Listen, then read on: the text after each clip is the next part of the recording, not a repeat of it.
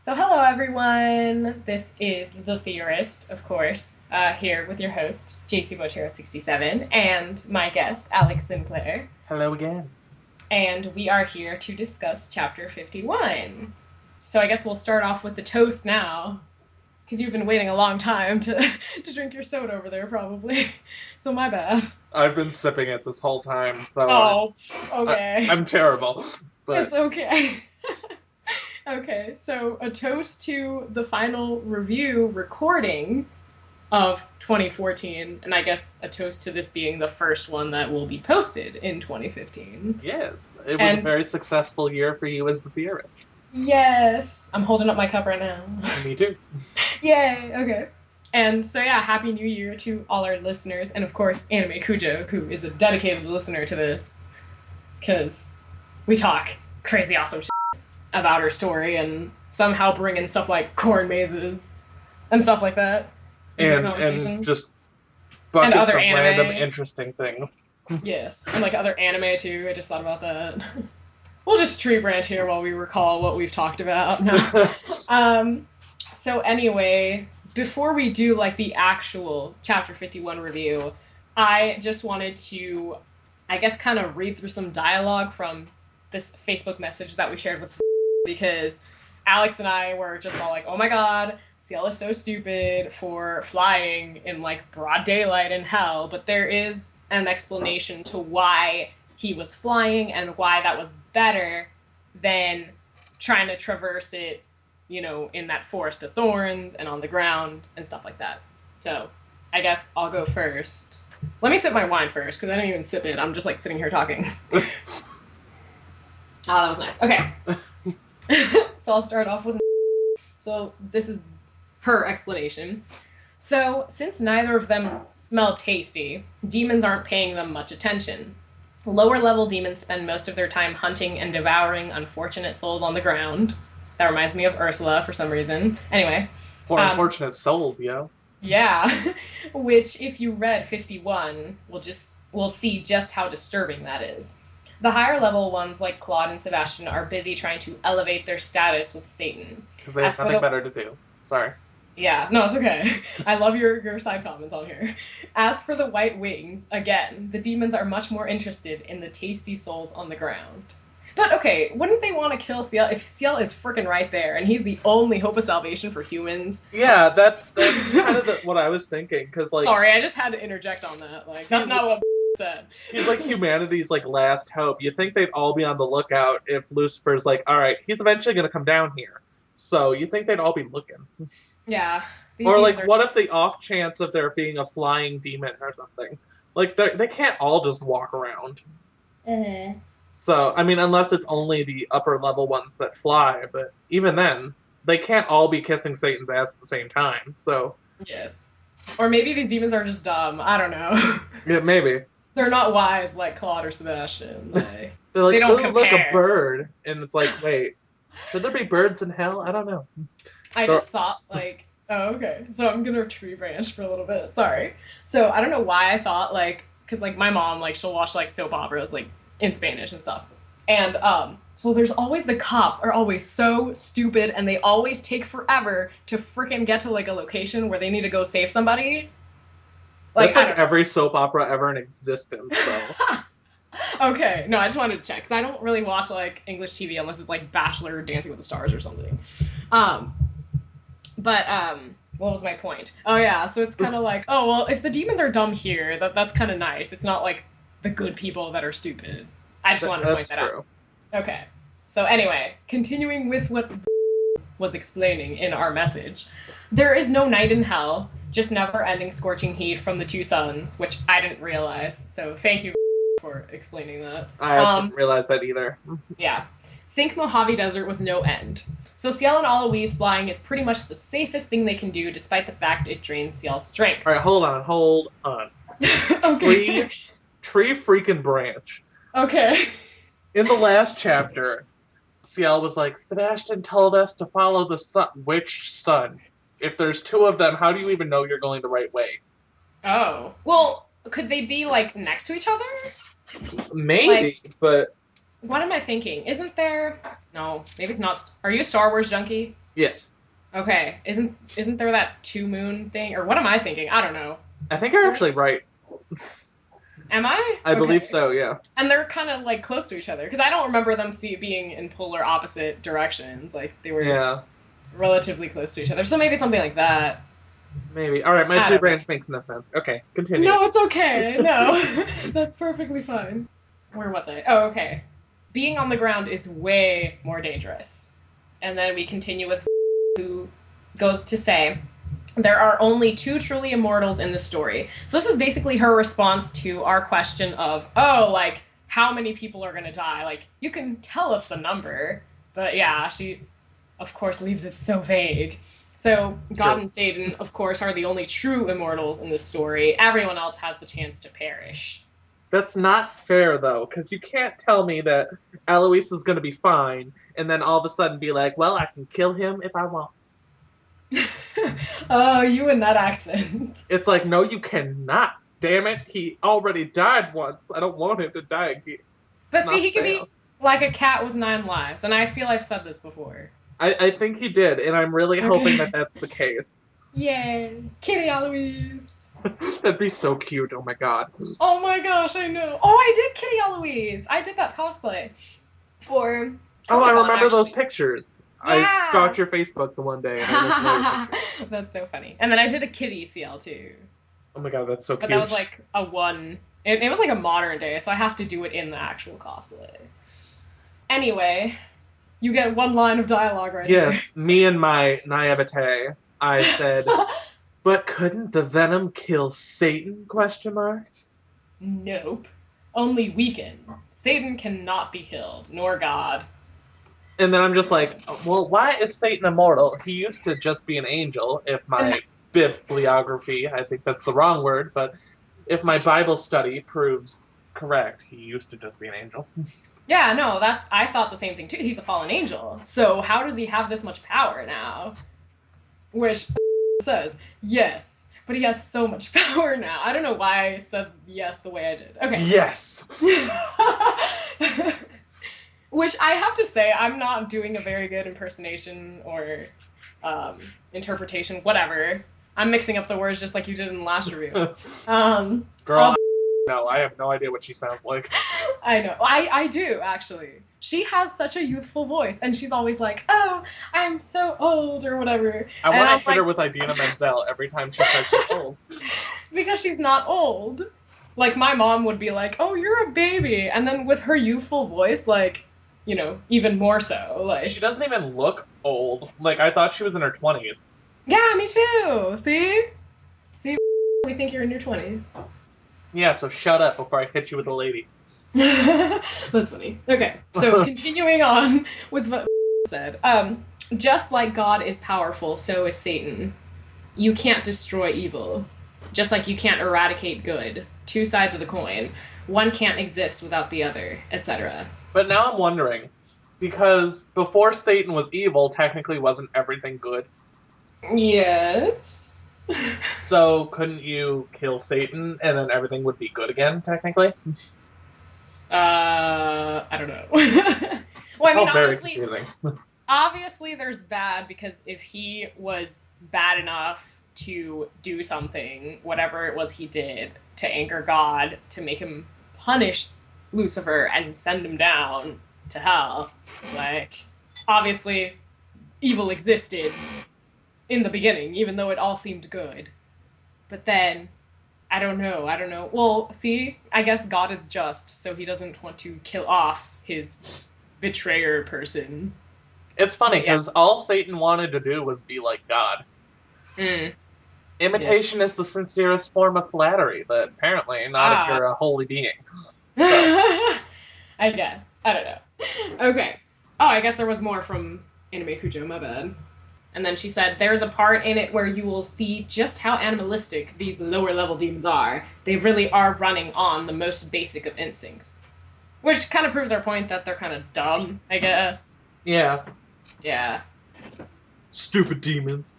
I guess that's maybe how they all start off. Which it's sad to think that Claude or Sebastian would have been stupid at one point. Yeah, it kind of makes me wonder, like, do they all start like that and then somehow I don't want to develop start intelligence? like that. I don't want to start like that. Because I'm technically like a demon. See, if Eloise is an angel, then I get to be a demon. Exactly. So, like, I don't want to go through that. Okay. And Anyway. I'm Satan's sexy dominatrix. Yes. I don't know what that laugh was, but anyway. I love it. Okay, so now we move on to actual Chapter 51 notes. Yes. So, and you get to start it off. All right, this first quote is, very simply, "Whoa, it's flipping huge," he exclaimed. And, of course, it's Eloise, go figure. Talking about stuff being huge, you know. And he's referencing Lucifer's or Satan's or whoever, I don't care at this point. Whatever his name is. His castle. He's talking about we should just call him Druid because he is Druid, pretty much. And that's true. Alright, he's referencing Druid's castle. So boom, there you go. Okay, cool. And in my head I'm just like, alright, this is definitely not the first time Eloise said something was huge.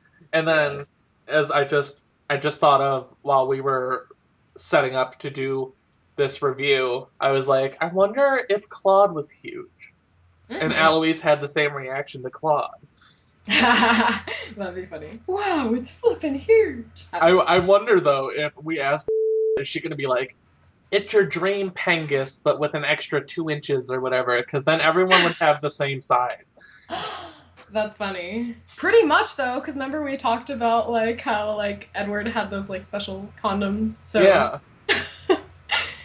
And then and Dagger apparently would fit, Sebastian would fit. Alright, the next quote. They soared through the sky for what had seemed like forever now. The bright, burning sun... There should be an S there, miss. Ah. Never setting, never giving reprieve from the intense heat that scorched the land. It weighed heavily upon the angel, sapping his strength and making it even harder for him to push forward and stay aloft. Even harder for him to push forward. That is so hot. Had to point it out. And I'm just like, oh, sorry, go ahead. No, I just remembered our song fic. Oh. It's so hot. Okay. Anyway. I love it so much. So my first thought is like, poor Ciel, when he finds Satan, he's not even going to have any freaking energy left. Because he's going to be so exhausted, and it's not going to end well, and everyone's going to die. Probably not, but still. It might happen. Some people will.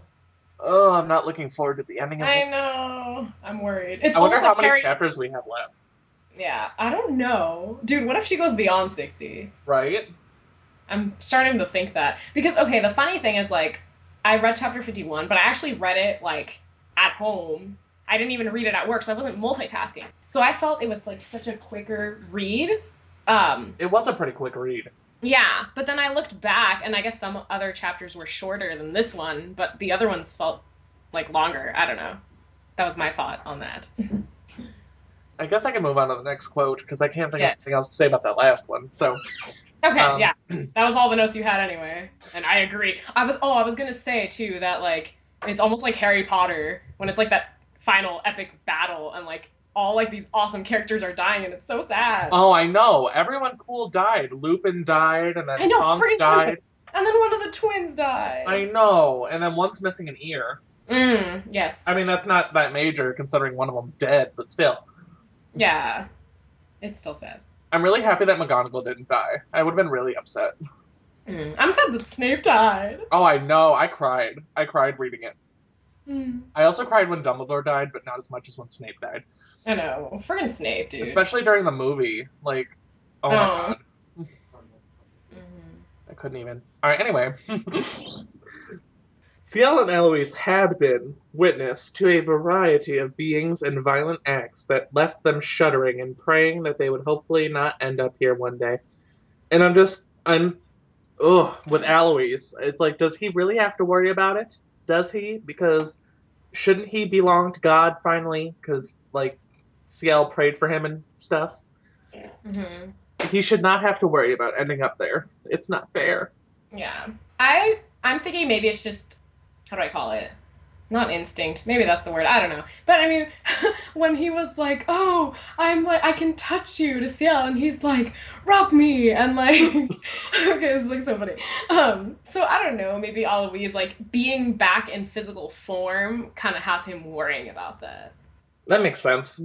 I don't know. That's my thought on it. But yeah. Okay. It took a little while for it to sink in, but after seeing the third or fourth dead thing being either decapitated or torn to shreds, Ciel finally realized what they were watching. Damned souls. Bad television. Souls. He was watching bad television, yes. Oh. That's funny. And the only note I have for this is the fact that dead thing made me laugh really, really hard. Yeah. For some reason, it's like, all right, it's just like, oh my god, there's a dead thing over there. Like, that's just funny. I can see Alois saying that or thinking that. Right? That's so funny. Ooh, look at all the dead things. Yeah. It's like, okay, Alois. Chill out. Ciel, you have a piece of dead thing in your hair. Oh, jeez. Get it out. Okay. What piece? Anyway. What? I don't know. Oh, okay, sorry. Okay. Anyway. Alright, so they're flying along and they see a big sentinel dude just kind of chilling there at the front of Satan's palace, Druid's palace, everyone's palace, whatever. And it says, Sebastian had filled Ciel in on the protocol in Hell, which required every demon who sought to speak with Lucifer to win a series of battles through the tunnel at the base of the mountain. Those who managed to survive then would face the last guard, the armored beast who stood watch at the tall iron gate. Apparently, only a handful ever made it to the throne room, and even then the Dark Lord could choose not to see them. It was a cruel end to such an arduous journey, yet so was everything else in this god-forsaken land.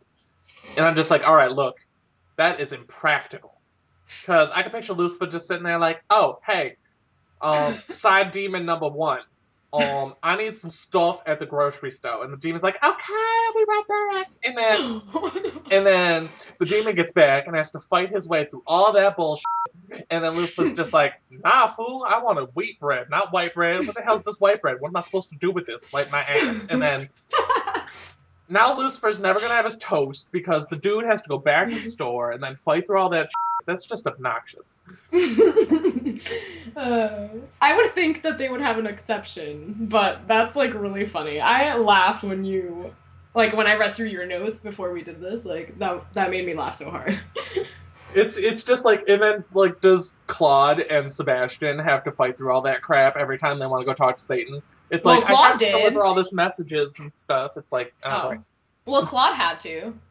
That sucks, like, seriously? Like, I need your reports right now. 10 years later. Okay, I finally made it through. I'm busy right now. Come back later. Oh, great. Oh. Well, no, Claude, what did he... Oh my gosh. Didn't he want to try and kill Ciel himself instead of Sebastian doing it? Or maybe he told Lucifer that... But see, Lucifer would know everything, right? So he would know about Hannah's death. I can't remember why Claude went, but yeah. Maybe to become general, which isn't happening, so. I know, what a kiss ass. That's so funny. Okay. So it's still you. Yes. I know, I was like, is this like, do I have the wrong version of? Because I'm like, it's all your stuff, and I'm like, I just keep talking. It's okay. I'm putting input as well, so. I'm terrible. No, it's okay. Alright, so Ciel and Alois land on the roof, and then Ciel's like a dumbass, and he's like, I'm just gonna go ahead and go fight Satan right now. And then Alois is like, look, sit your ass down. And then Ciel's like, and then there's an actual quote that I'm gonna read now. I get it, Alois replied, his smile showing forgiveness. But that is even more reason why you should rest for a little bit. He leveled Ciel with a stern look, refusing to let his glare waver as he spoke. Come on, just for a minute. Nothing's going to happen in the next 60 seconds, he reasoned, earning an eye roll and a reluctant nod. And I'm just like, really, Alois? Really? Do you not watch horror movies? Dumbass. Like, seriously? Nothing bad's going to happen, and then something bad happens. Wow, that's shocking. Like, that's how everyone reacts. It's like, oh, the power went out. Let's go take a shower. Like, no. Get the out the house. This is so great. Oh my god. Seriously. Oh no, I'm being stalked by a killer. Let's run upstairs. No. Oh yeah! Oh my gosh, there was this Vine. Friggin'. So it's this guy, he's wearing, I don't even know, it's one of the horror famous, I think it's from Halloween, I don't know. It must have been the Freddy Krueger mask. And so, like, the girl sees him, and she screams and whatever shit. And then she runs up the stairs, and the guy, he's just standing there like, there's the front door, dumbass, and then he leaves. It's such a great Vine. I'm pretty sure it's a Vine, because it was kind of short. So. It's so true, though, because every movie, it's like, either run upstairs or run into the basement. You know the two places you don't want to be when a killer's chasing you? Upstairs or the basement. You know what people need to realize? It's like your house is on fire, okay? You wouldn't run upstairs and you wouldn't run into the basement. Like, seriously, go outside. Bolt out that frickin' door. There is a lot of room to run outside. There's not a lot of room to run inside. Unless you live in a mansion. Yes. But still. So anyway, that was a big tree branch. Holy shit. I know. I have more tree branching to do, though. Oh, alright. Go for it. Okay. So I just remembered, like... Well, you've played Grand Theft Auto Vice City, right? Mm-hmm. You know that mansion and has that maze? Oh my god. So, like, you're, like, downstairs, you go through the maze, and you're trying to exit from there.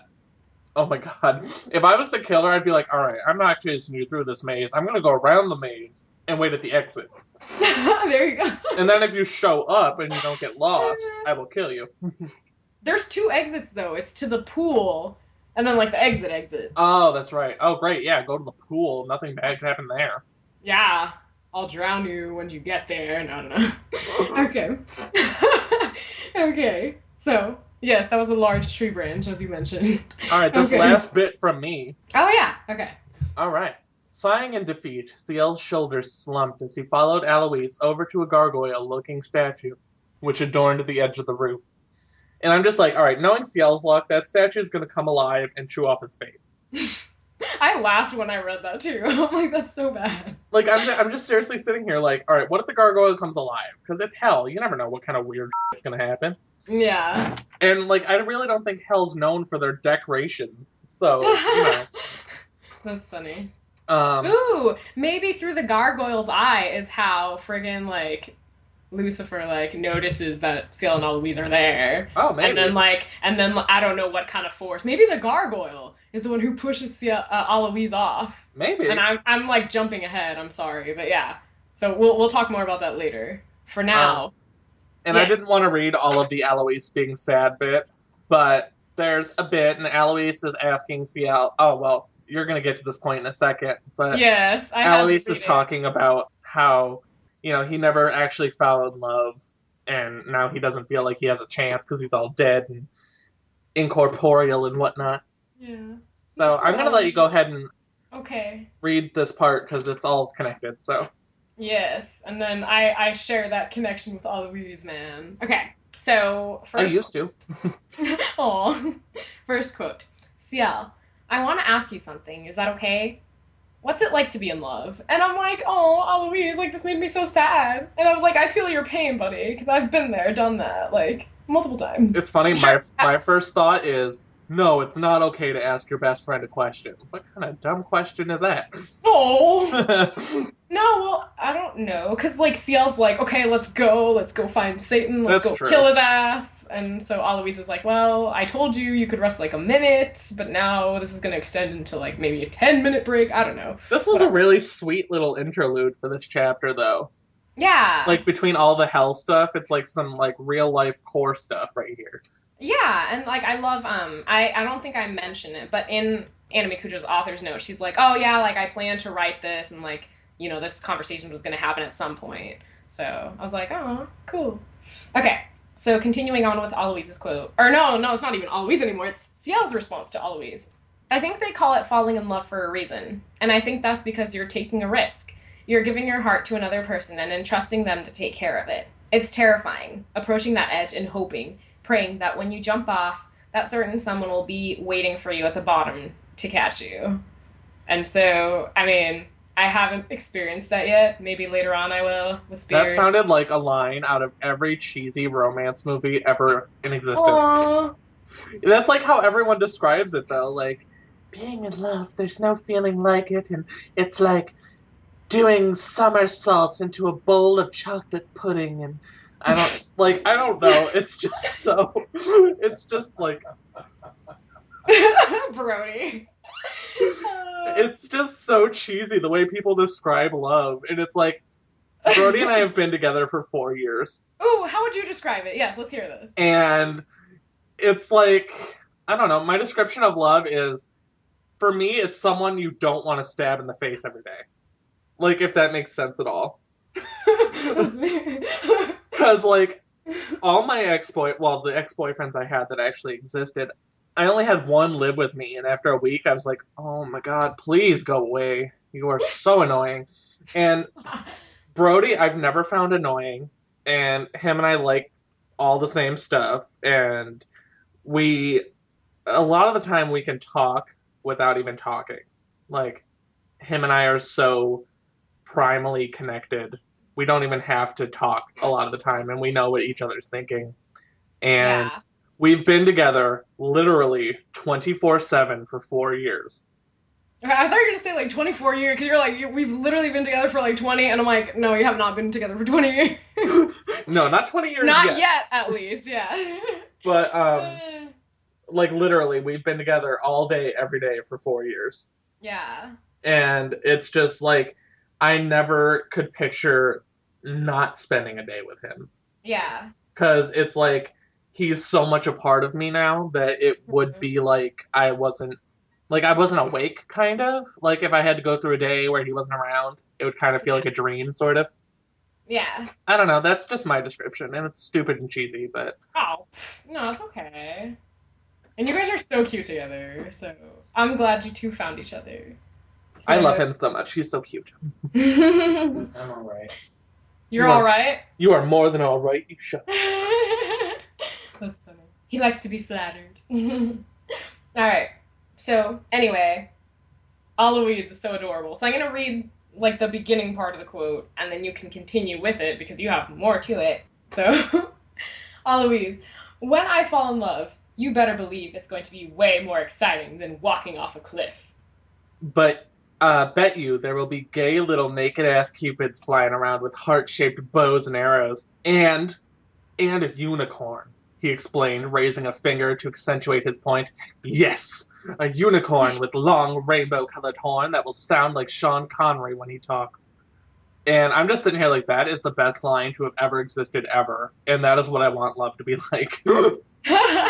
That's awesome. Oh my god. I was gonna ask you what your thought was, because you had mentioned the whole, like, oh, anytime they describe love, it's, like, so cheesy. And then you mentioned, like, the somersaults into, like, a chocolate fountain or whatever. I wonder if Aloise would like that better than the cliff.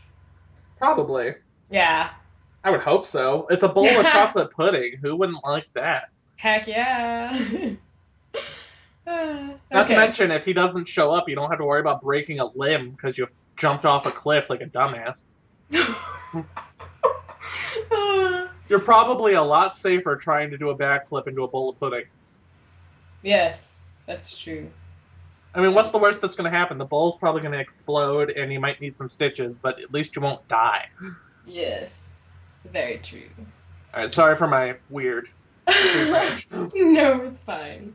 Alrighty, so moving along here. Ciel then hears the evil cackling he once heard in his prophetic dream. That almost sounded like a quote, but no, that was like my own note. And yeah, so then on to the real quote. Ciel's eyes took in the dizzying vertical drop, the castle wall hundreds of feet high, followed by the jagged rocks from the high mountain it sat upon. A fall from up here would not kill a supernatural being. However, whomever it was would be so severely injured that they would be incapacitated for such a long time that they were as good as dead. Oh my goodness. I know, that's frightening. I don't even remember why I included this quote, and... Because of my awesome reaction to it that I'm going to say right now that I didn't write down. Oh, I guess. Okay, go for it. I understand that it would hurt to fall and smush on the ground, But if you're not going to die and you will eventually heal, I think you're better off not dying and eventually healing than being dead.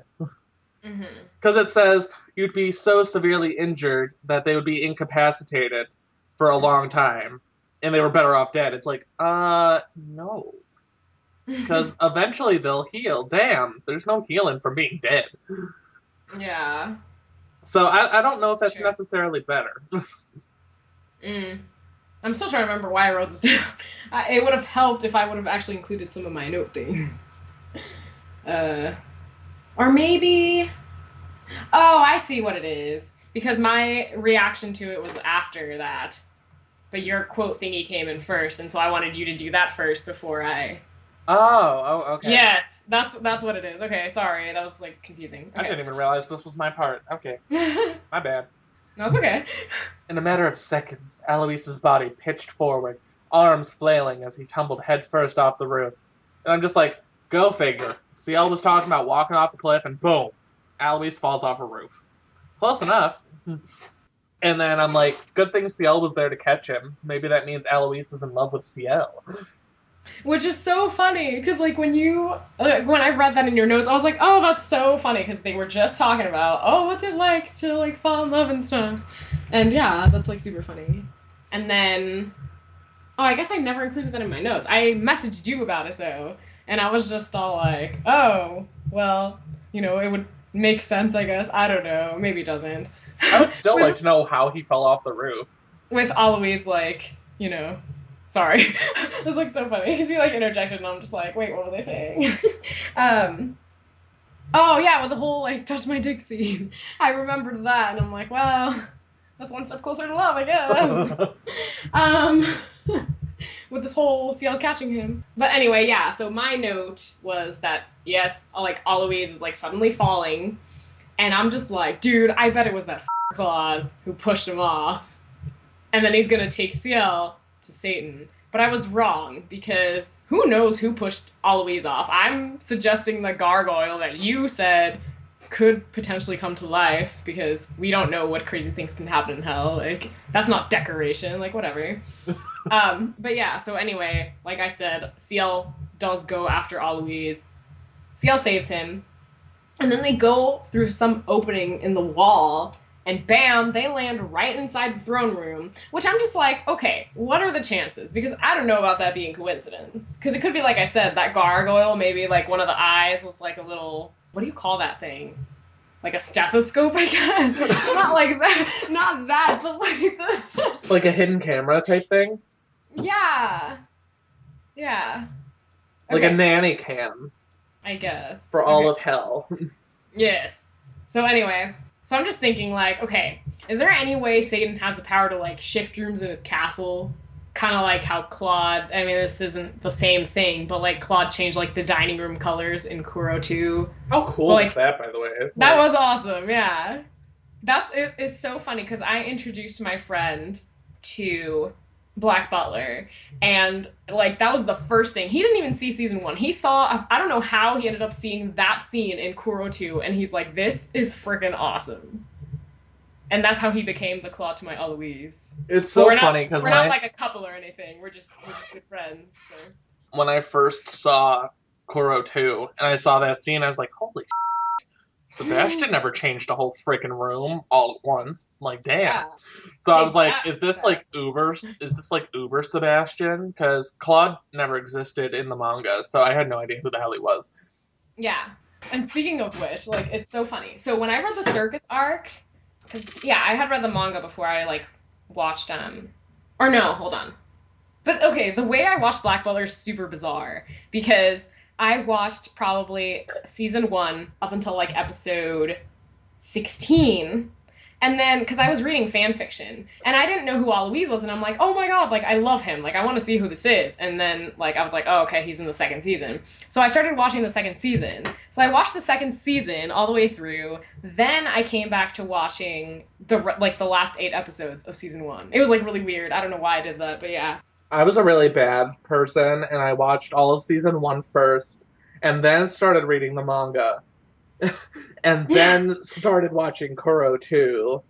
Yeah. And now I still need to see Book of Circus and then Book of Murder. Yes, you have to see Book of Circus. Okay, so anyway, I can't remember the order of these things at this point, but like, I, for some reason, thought that Doll, or like Freckles, I guess, was Aloise, and that Spears, like, I don't know why I didn't recognize Spears at first. I thought Spears was Claude, so I was like, oh, they're from the circus arc. And then I'm like, nope, they're not. That's so silly. You're like so obsessed with Spears, and you thought he was Claude. Yeah. This was back in the day, like, I don't know. Anyway, enough tree branching, I guess. So random. Okay. And then I have a note here to conclude my bit before we go into yours. And, you know, Ciel dislocated his shoulder, which I'm like, okay, like, this is further ruining his chances of, like, beating Satan in, like, a battle or anything. Right? He's not going to be able to do anything. He's weak as hell. Got a dislocated Thanks to Aloise. arm. Thanks to Aloise. I'm Yeah, sorry, right? Aloise. I love you, but, dude. Stop drinking before you go to hell. Like, damn. And, like, did they sleep at all, or did he just fly for, like, days? Like, holy shit. Oh. I don't know. We're gonna have to ask AnimeCujo about this. Yes, I'm very curious now, because if they just flew nonstop for, like, days, then, you know, like, holy crap. Ciel's literally not going to be able to do anything. Yeah. Alright, anyway. Yeah. Cobalt Blue froze when he realized they weren't alone. Two figures, one sitting in a large golden throne, the other standing at his side, eyeing the pair with curious disdain. Ciel watched as the man dressed in a white suit straight from the Victorian era clicked his tongue in annoyance, sighing as he ran a gloved hand through his wavy, bone-pale hair. Violet orbs narrowed at the angel, a loathing burning deep within their depths. And I'm just like, I can almost guarantee you that's Ash. That's freaking Ash, and I'm excited as hell because said she hated Ash and Angela, so I didn't think they were going to be here. Oh, but I mean, she mentioned them before. Oh, she did? Like, yeah. I mean, like, not, like, recently, but I mean, like, the characters did exist. Oh. Yeah, they were, like, they're that twin. That's when I said, remember, last review, I said, oh, what if, like, Vincent and Rachel are, like, this mesh, kind of like how Ash and Angela are. Oh. Yes. Oh, okay. They're fallen angels, and their punishment was being meshed together into one body, and now they're, like, the right-hand man of Satan. Which, when, like, for this quote, sorry, I'm just, like, backtracking here. So when it said, like, the two figures, one sitting in the large golden throne, obviously it's Lucifer, and then the other one standing, I was like, dude, what if it's Claude? I was like, I don't know why I was excited that it was Claude. But then, yeah, once they started describing the guy standing, I was like, oh, no, that's Ash for sure. Now I'm thinking, and I'm just like, okay, so wouldn't it make sense if Ash/Angela were to take over as Satan's general? Oh, yeah, that's a good point. Maybe, like, they're about to get that role, and then frickin' Claude storms in, and they just, like... Ooh, fight to the death. Duel to the death, yeah. Yes. Oh my god, that's gonna be awesome. I hope that happens. Right? I want to see the Vincent Ciel thing, too. Like, I'm just excited for this. So then Aloise would have to take on Satan. Oh, great. Yeah, right, great. Just to make it even. Unless Sebastian shows up, and then... Then what's Aloise gonna do? He'll cheer everyone on. He can help Sebastian. Because apparently Lucifer's too powerful. Anyway, I, like, loved this upcoming quote that I'm gonna read. Like, anyway. Welcome to hell. I hope you like it here because you're never leaving. He's so and I'm just like, dude. I was just like, I wouldn't want to live with your sexy asses down here, too. I mean, Claude is down here. Well, Sebastian, I guess, wouldn't be there anymore, but if he was, if it were a different reality, then heck yeah. And then, of course, Father Spears from Tithes. So moving on to the next quote. By now, he had managed to decipher the distinct gaits of certain people. I don't know why I read it like that. Okay. Not to mention the smell of their person, which unfortunately he had also become accustomed. Oh, okay, by the way, we're done. That Welcome to Hell quote was like the end for the Ciel, Aloise, Ash, Satan part. Sorry, no, I just didn't want to confuse people with that quote because it's just like, oh, what's happening now? Like, okay, anyway. I guess I'll reread that quote, sorry. By now, he had managed to decipher the distinct gaits of certain people, not to mention the smell of their person, which unfortunately he had also become accustomed. Some he would rather not have found so familiar. However, being with Ciel had made that somewhat impossible. And this is Sebastian, by the way, for anyone who wasn't aware. Okay. He wrinkled his nose a bit and snorted as the man came to stop next to him. He's been gone for almost an hour, Father Spear said quietly, eyeing the portal. He made sure to leave a good amount of space between their bodies. The priest still not fond of the demon. The feeling mutual, and not being hidden in the slightest. Where do you think they are at this point? And I'm just sitting here like, ha ha ha, the tensions of #Sibylium. Because, like, freaking Father Spears is, like, leaving a good amount of space between their bodies. Not for long. Right. And my only thought is, like, holy crap. Okay, if hours in hell could be minutes on Earth, like, how long have they been there? Like, a long time. For Alois and Ciel, like, how long has it been? Because, like, holy crap. A long time. And apparently they're never leaving. So yeah, wait, where were we? Oh yeah. Oh, it's my quote now. Yes. My dear, dear father, he cooed, the smirking growing much to the holy man's irritation. Is that rage I sense in your voice? I do believe that is a sin. Sebastian arched an eyebrow and playfully wagged his finger. My, how the mighty have fallen. He snickered, not able to stop himself from teasing the man. And I'm just sitting here like, oh, Bassie, how delightfully cruel you can be. It's delicious. Love it. Yes. I'm just sitting, when I read that, I was just like, oh, Seb's preaching to Father Spears. Again. The irony of it all, yeah. That's so funny.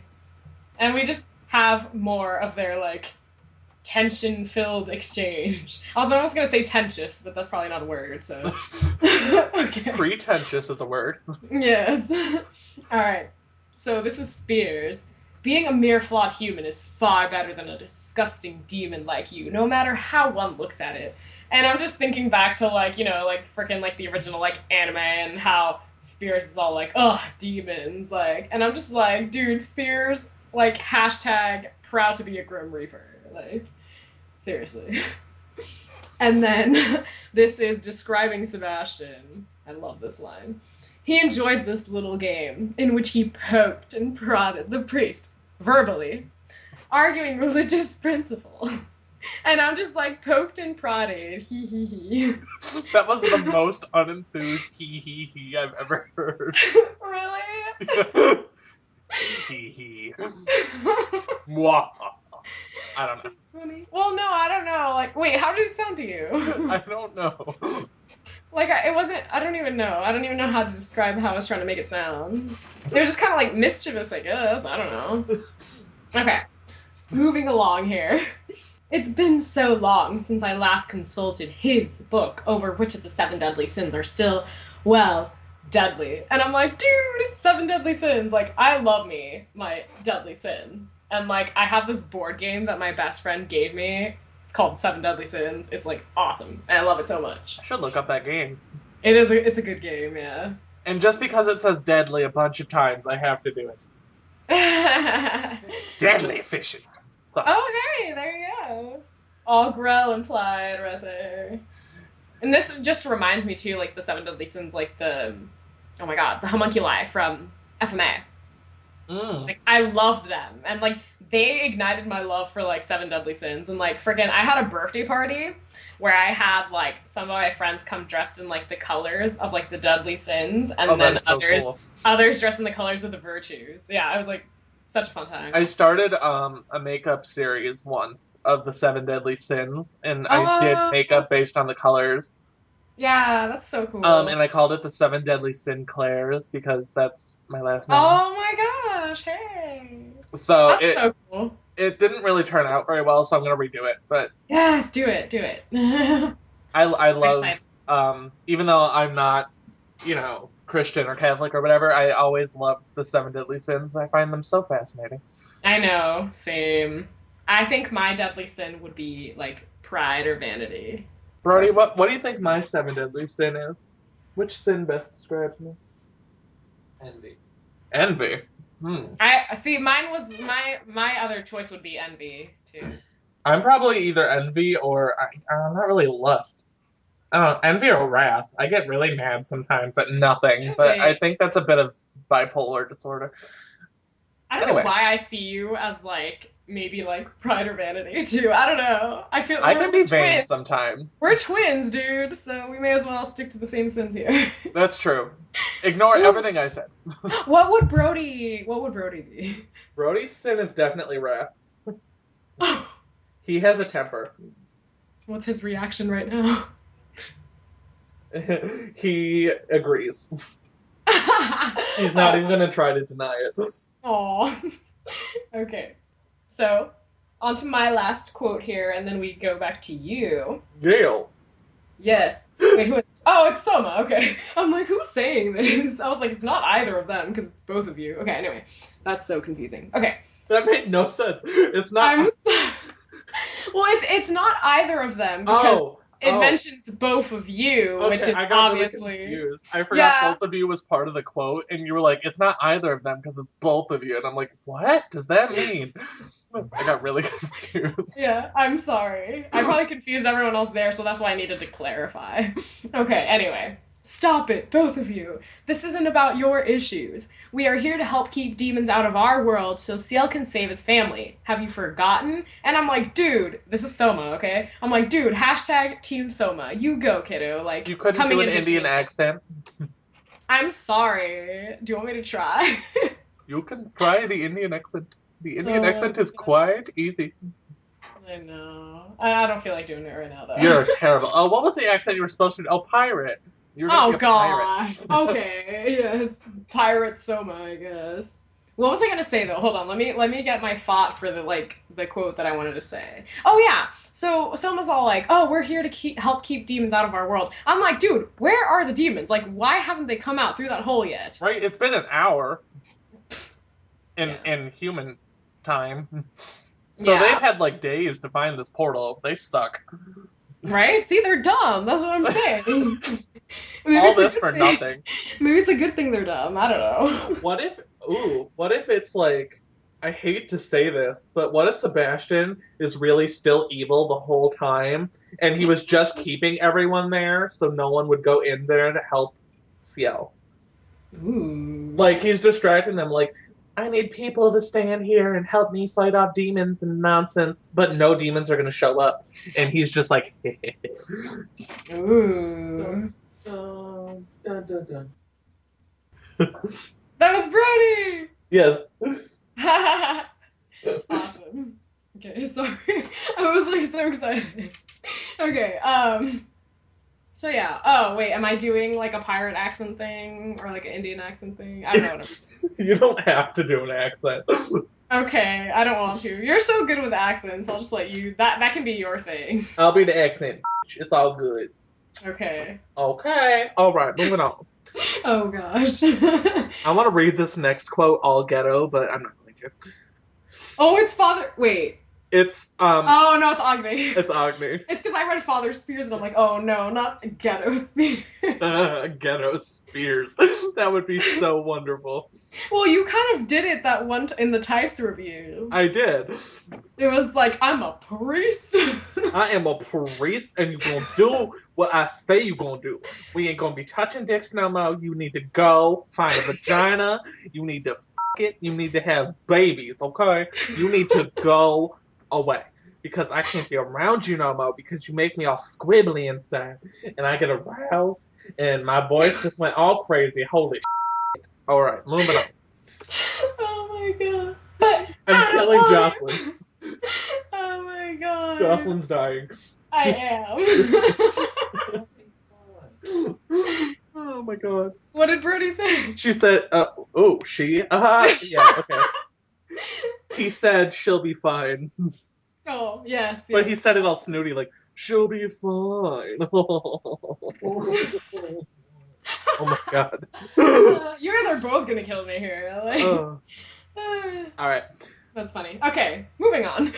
Someone needed to step in and be the adult. The foreign priest shot first Sebastian and then Father Spears a reprimanding look before turning around to lead the young man away. And I'm just like, I love Soma and Agni in this story. Like, in the manga and the anime, I wanted to punch Soma in the face because he was just annoying as and I wanted to kick him. But in this story, I like him so much. Yes, he's very helpful and wiser than the adults, apparently. Yeah, right. And Had to yet, break up Stabilium there. all he's good for is reading a stupid book to keep demons away. Remember we said, I said that I was like, dude, he's gonna like be killing off so many demons and everyone's just gonna be dying. Well, you said everyone's just gonna be dying. Right? They're all just gonna sit there and start sipping on like sweet tea while Soma's just reading away and like demons are imploding upon themselves. That's so funny. Suck them all into a black hole or something. I love this review because we're going back to like things we've talked about. It's kind of like a little summary thing of like what we've talked about in like these past few weeks. Oh, yay, connections. Yeah, it's kind of like a little sum up of 2014. I can't wait until we do more reviews in 2015. Yeah, no, I know, I'm excited. I really need to start reading Magnificent Depravity. Yes, please do. So then we can review it together. I still have to review the next chapter, but she takes some time to post chapters, so I'm like, that's good. Like, you know, I don't have to like meet a certain deadline, but I'm kind of worried she'll be posting it soon, so I might miss it, but yeah. Alrighty, so I guess we'll finish up with these last two quotes, and then I have some stuff to say about the author's note, and then you have a few things to say too, so let's kick it off with quote number 1. Lifting dark-lashed lids, he stared at the entrance. Ooh, that's like alliteracious right there. Sorry. Okay. Lifting dark-lashed lids. I thought you were going to say something about stared at the entrance, because that's all you read. And oh, no! you went, ooh, and I was like, I tried not to giggle. Oh, that's so funny. No. Sorry, I noticed like I was like back-to-back L's. Like, oh, that's cool. Okay. So anyway, reading that a third time. Lifting dark-lashed lids, he stared at the entrance to hell, remembering all the times in all his years he had crossed back and forth between worlds. He should be nostalgic for the place of his so-called birth. However, Sebastian now knew that home was wherever Ciel was. The location was just geography. What made it something more was being with the one he loved. And I'm just, you know, after I read that, I was just like, oh, that is so sweet. And, you know, people who think I'm like all anti-Sebastian because I'm all about Celium, like, dude, if I were so anti-Sebastian, like, why would I be reading this in the first place? That's very true, because you probably specifically searched for that pairing. Yes, I did. See? Haha. Well, I'm trying to think, because I'm trying to think back to like my first... I mean, I've read several, like, you know, Kuro fanfics or like one-shots or whatever, but the one that really struck me the most was Simply Meant to Be. And then, you know, she was on there like, oh, you should check out ASASS, and which is AnimeCujo's other story. And then, of course, like Revelations, too, and I'm like, ooh, like, this is so awesome. So, yeah. So, I mean, I guess, yes, I had looked for Ciel Sebastian, but it was more like a story that brought me to read Revelations. So anyway, enough about that. Next quote. Come back to me, Sebastian whispered, garnet orbs blazing with determination, as if he could force the command through the walls of their dimensions and directly to Ciel's ears. You promised. Settling in for what was sure to be quite a wait, he smirked. I'll be right here, waiting for you, my little angel. So I had a mix of emotions here, because, you know, I'm worried about Ciel, of course, because it's like, okay, what if he doesn't frickin' come back? But then, at the same time, it's kind of like, dude, like, he's gonna have some kick-ass moment, he's gonna beat the shit out of Satan and come back alive and awesome and epic. So I kind of await that. And then I'm just kind of sitting here thinking, like, it better not end heartbreakingly at all. And then I'm just like, oh my god, that sexy Sebastian smirk. But most of all, I remembered your mistake. With the whole, you have to come back to me, but instead you had said, you have to come. Oh my god. So yeah. That was the best Freudian slip ever. I know, that was beautiful. And that's the perfect way to end the Chapter 51 review, as far as the story goes. So now we move on to author's note stuff. So I loved when AnimeCujo phrased this They literally fell into Lucifer's lap, and I'm like, ha ha ha, threesome. Oh, But that then was I more thought- alliteration for you, too. Oh, hey. Yes, it was. Okay. And I'm just sitting there like, well, Ash is there too, though. But Lucifer can kick Ash out and just have sexy time with Sebastian. Okay! Where'd Sebastian come from? With Ciel and Aloise. Yeah. So that was my thought. I'm like, oh, hello. On his lap. Okay.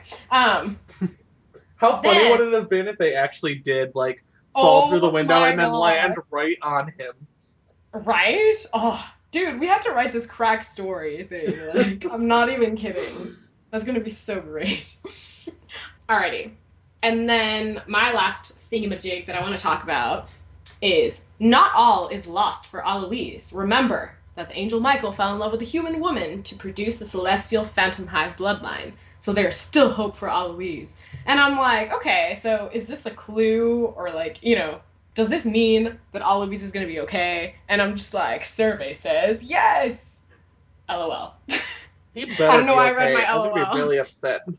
I know. I want him to live and find happiness. I don't know who he would be paired up with, though. He could just live and continue to be a slut forever. Ooh, that works. I have a feeling in the long run he would enjoy that, But he wants to find love, though. That's true, but, I mean, he is young, so he doesn't technically need love right now, and if he lives forever, then he has forever, technically. But he doesn't want to wait forever. I know, I Like don't... me, dude. That's true. I'm sick of waiting for my William. Like, freaking get over here. And let's share in those, like, Nutella and baby it's cold outside moments. Oh my. Not even freaking kidding you. Like, oh, okay, sorry. Okay. So, anyway, you have a few little things to conclude this review. I do. Our last review of the year.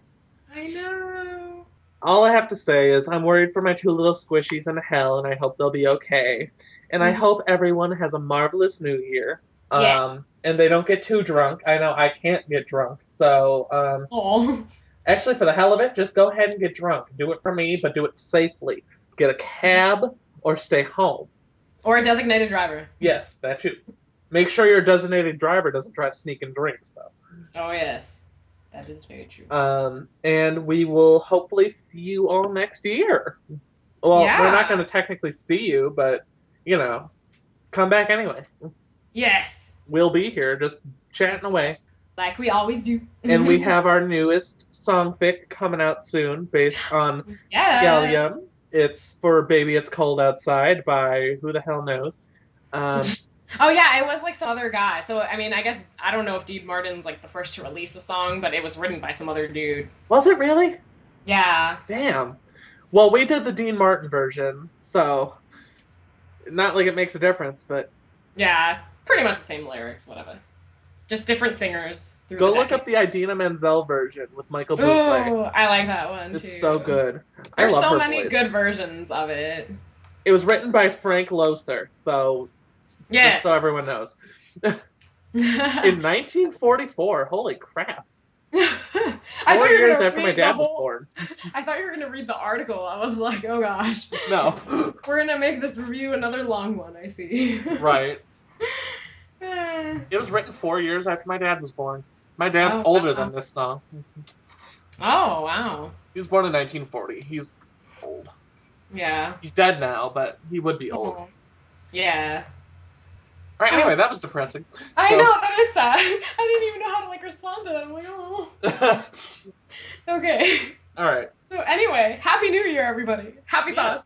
Work on those resolutions and stuff, and we will see you In 2015. whenever we see you in 2015. All right. Well, fare thee well, peoples. Bye.